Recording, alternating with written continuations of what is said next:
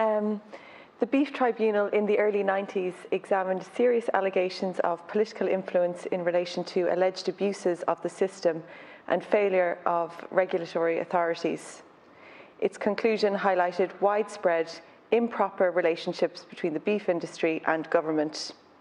It also stressed the lack of regulation and the impact it had on the sector. Today, 30 years later, what has changed? The reality is we still have a system that makes a small few incredibly wealthy at the expense of farmers. The system is still designed to work for the beef barons, while small farms fade away and young farmers have no choice but to pursue other careers, and the government aren't addressing it. I welcome this dual motion to ensure that farmers are treated fairly by that same industry. The need for proper regulation, for oversight to protect farmers and workers is crucial. I'd like to thank the Rural Independents for bringing this motion forward, and the Social Democrats are in full support of it. I know we don't agree on some issues, but we're in full agreement on this one. The least we can expect is fair pay for fair work. Unfortunately, we all know this isn't the case in the beef sector. We all know that farmers and factory workers are at the mercy of an industrialised system. We all know about the cartel-like practices in the beef processing sector. In light of this common knowledge, the government's response has been abysmal. Ministers and backbenchers will claim that they are representing farmers, but when it comes to tackling the beef sector, it is literally all bluster with no substance. The Beef Task Force, the government's response to the protests, is rightly criticised for its lack of progress and slow pace.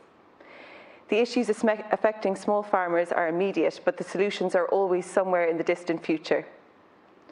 Representative organisations and members of the Beef Task Force are expressing their frustration.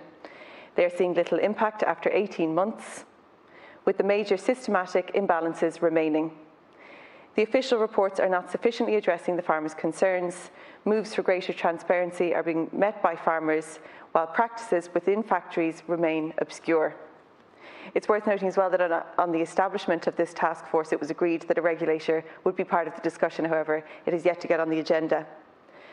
Confidence in the effectiveness of the Beef Task Force is eroding by the day.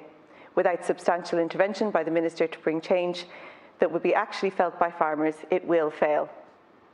The system is essentially rigged. The beef barons win every time, and the average farmer loses slowly. It doesn't matter how many cattle you have, you will still lose out. This issue is never about the national herd, it is about prices farmers get.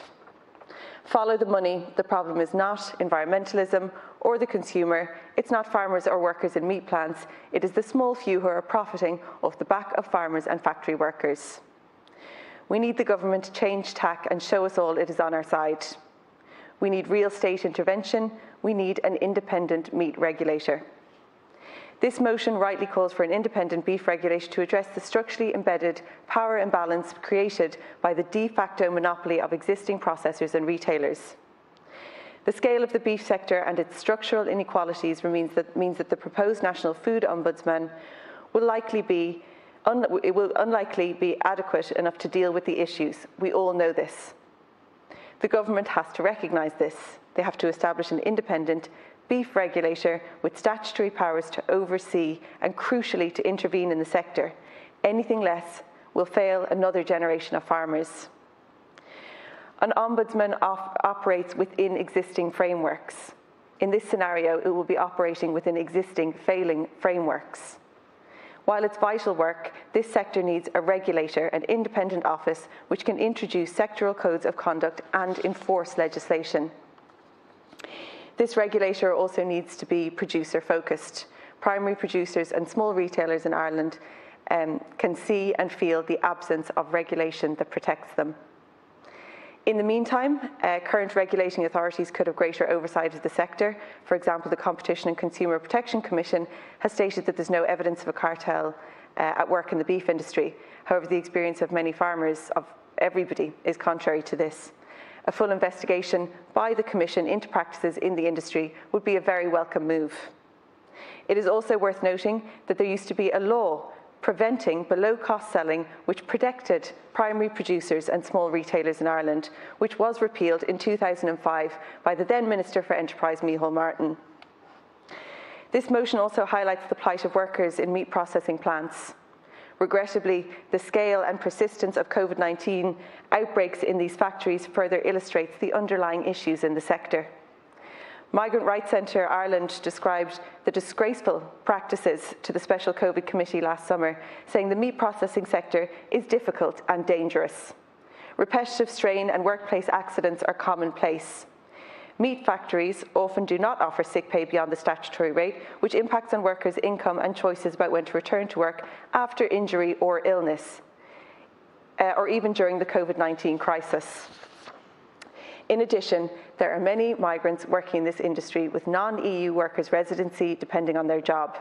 They have limited access to social welfare, and some 10% have very little or no English. These workers are incredibly vulnerable. We have to consider if the treatment of a large number of migrant workers in this sector contributed to the conditions that facilitated the COVID-19 outbreaks. The poor treatment of farmers and workers is intrinsically linked. It shows how industrial-scale meat processing treats people, farmers and workers. Farmers receive prices so low they're forced to protest again and again to save their family farms, and workers, especially the more vulnerable ones, are left open to infection. Principles of fairness and equity are very clearly lacking in this industry. It is not too much to expect that farmers get a fair price and that workers have safe working conditions. It is large-scale meat plants that are the issue here. It's not migrant workers, it's not farmers, and it's not small abattoirs. It is obvious that the industrialisation of this sector's practices has increased the vulnerabilities of most stakeholders. The beef industry is described as being a de facto monopoly, where the market is dominated by a few large buyers. This concentration of powers gives the buyers considerable power over producers. Then the scale of the sector in terms of the national economy gives a handful of companies substantial political influence. Unless we tackle these fundamental issues, nothing will change. We need the state to step up and address these imbalances. We need an effective regulator, we need proper working conditions, and we need fair prices. Other deputies have spoke about growing up on a farm and experiencing this firsthand. I'd like to join those deputies and say that in my own family farm, we're slowly winding down out of beef because it's just completely unviable. And that entire structural imbalance of power that I described, that is what people are experiencing on the ground all over rural Ireland every day, contemplating whether or not to bother staying in the industry. And when we see the demise of those small farms all being bought up by big dairy farms, that's when we see a real demise of rural Ireland. Thank you.